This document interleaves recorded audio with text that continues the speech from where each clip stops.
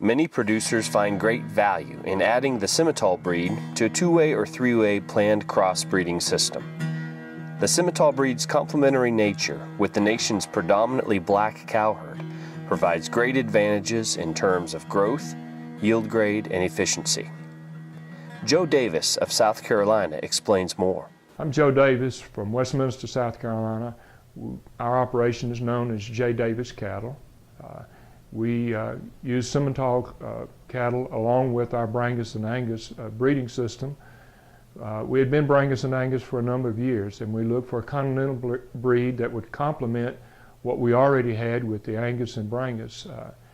We looked at the mark data. We looked at things like the yield grades that you get, the lower yield grades that you get with the Simmental cattle.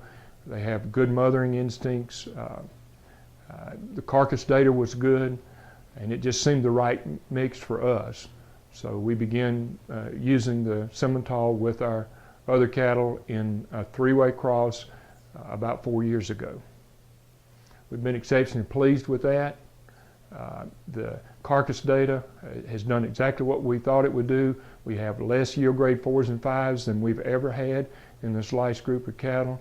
We continue to get good carcass size. Our females are moderate in size. Part of that's because we're very selective on the frame score. The cattle are gentle, they're easy to work. We maintain mostly our black hide. So we've been exceptionally pleased with what we've been able to produce here with this three-way cross and using the Simmental as our third cross. I've been doing retained ownership of my calves now for about 13 years. I've used a total of 3 different feedlots. I don't move around. I stayed at one place a good number of years, another, but began looking for a little different approach in growing out our cattle. We did a lot of internet search for feedlots. We picked about 3 to go visit, and we spent about a week traveling around in the Midwest.